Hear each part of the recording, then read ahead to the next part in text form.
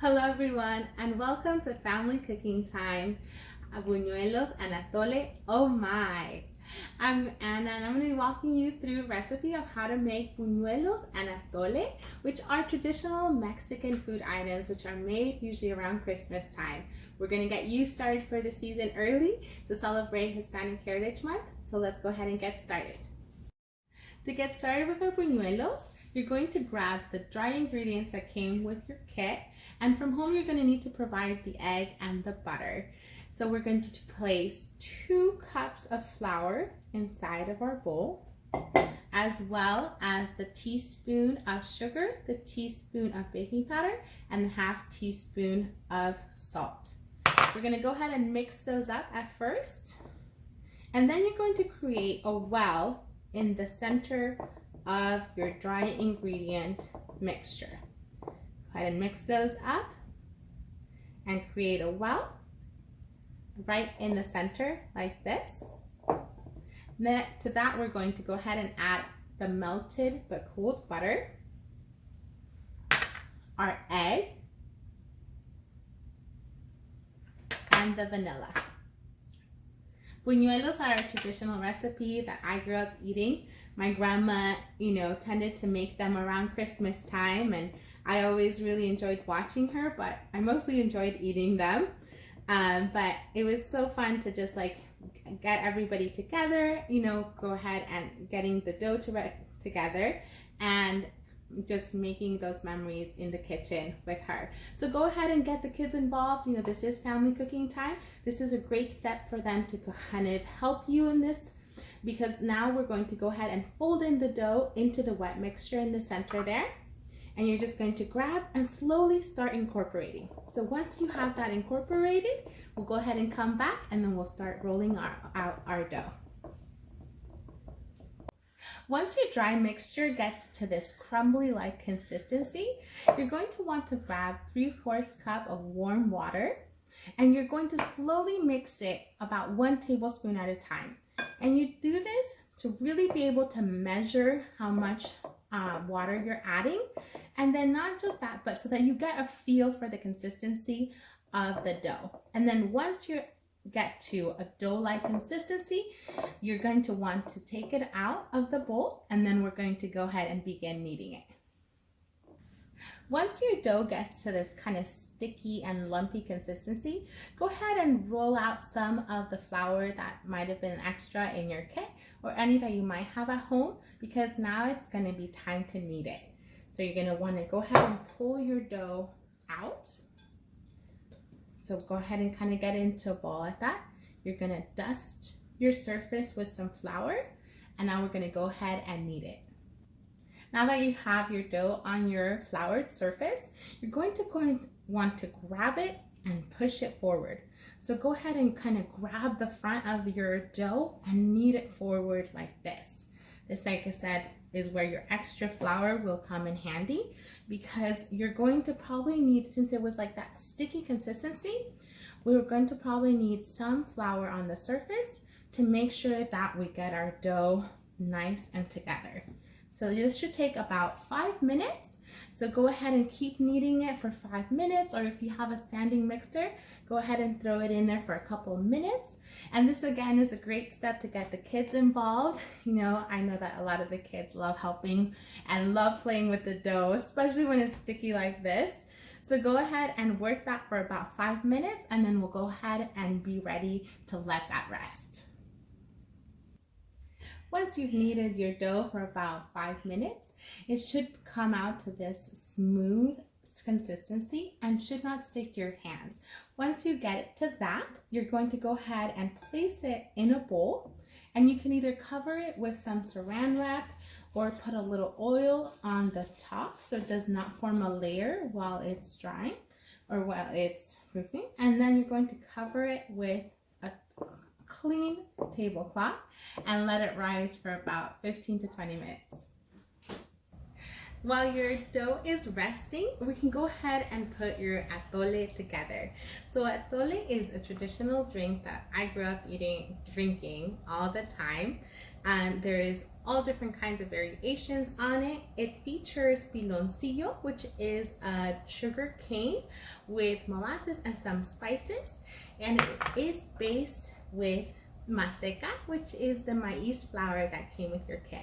So you're going to go ahead and get 2 cups of water boiling in a saucepan, and you're going to go ahead and add your piloncillo because we want the piloncillo to be completely melted into the water to create the base for our atole.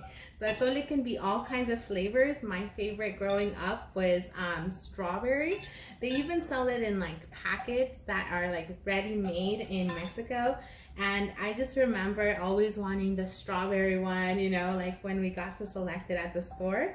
But there's so many different kinds. There's guava, there's vanilla, and this one is called white atole. So this one is kind of just like the basic atole, but it pairs so well with the buñuelos because the buñuelos are very sugary and sweet. And so the white atole just really balances that. So once you're gonna have those melted, or while those get melted in the water, we're gonna go ahead and put our maize flour right into a bowl with the 2 cups of milk, okay?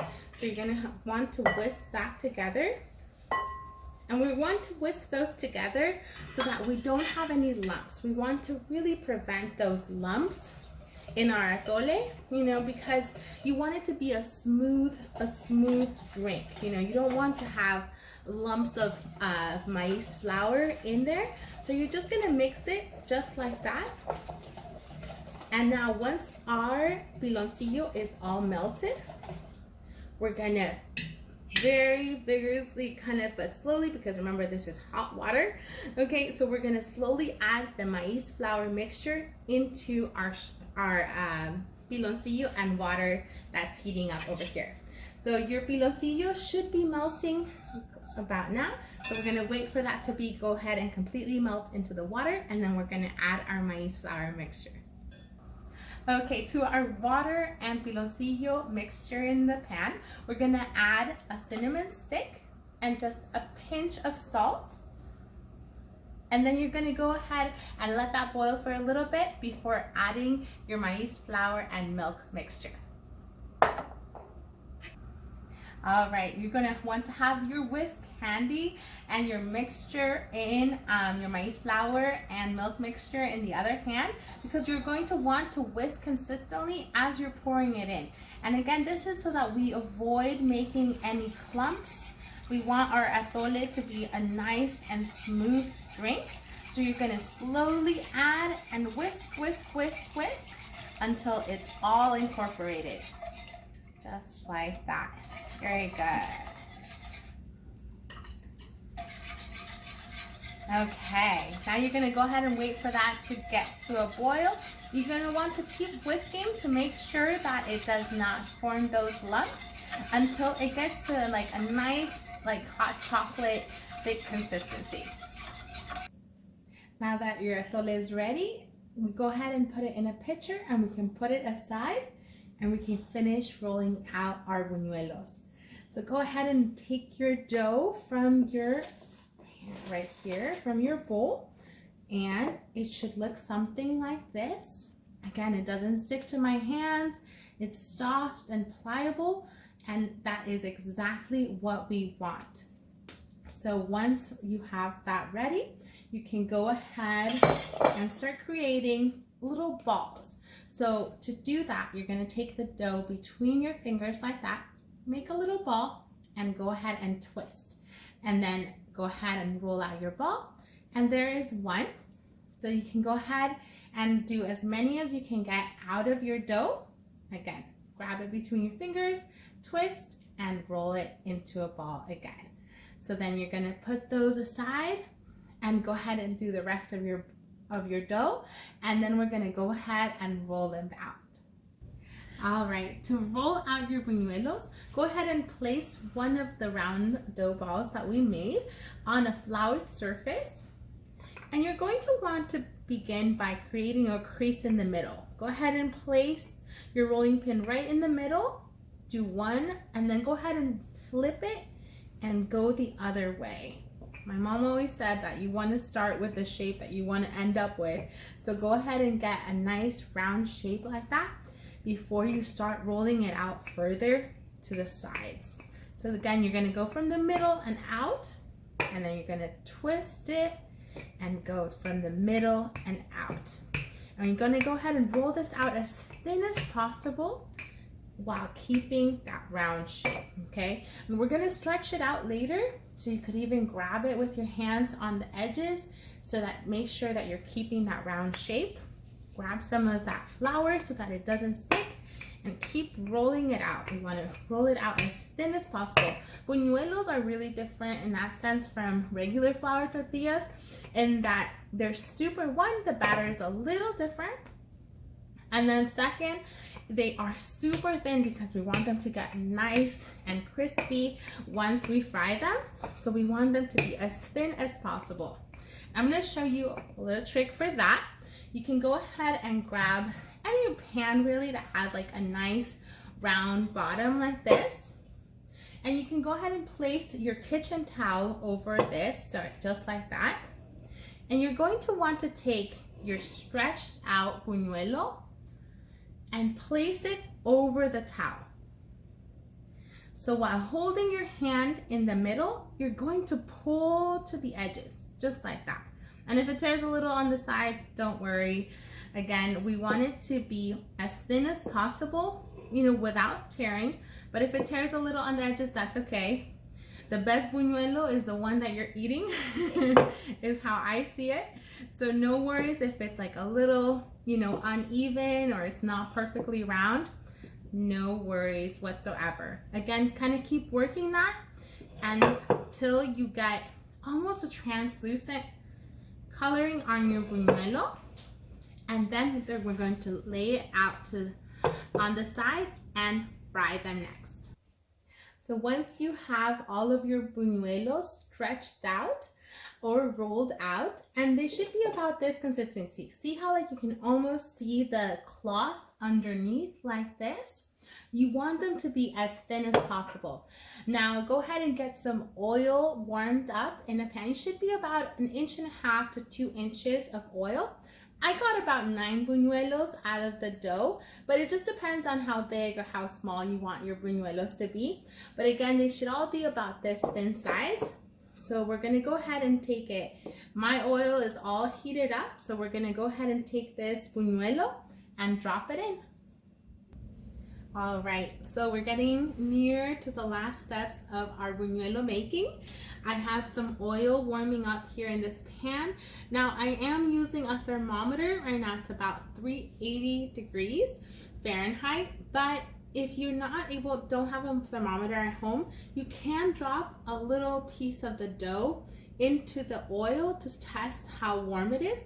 And you want it to be warm enough to where as soon as you drop it, you're gonna see it brown and have rapid bubbles floating as it floats to the top of the oil. Okay, so once it's there, the oil is hot enough. Now we're gonna go ahead and drop our buñuelos. So go ahead and grab your buñuelos, like I said, just like this, and you're gonna go ahead and slide it into the oil. And it should take about a minute on each side. You can go ahead and press on it so that it really fries about evenly on both sides, because it creates those bubbles. It does tend to kind of want to create those bubbles, which means that it's not browning evenly on the other side.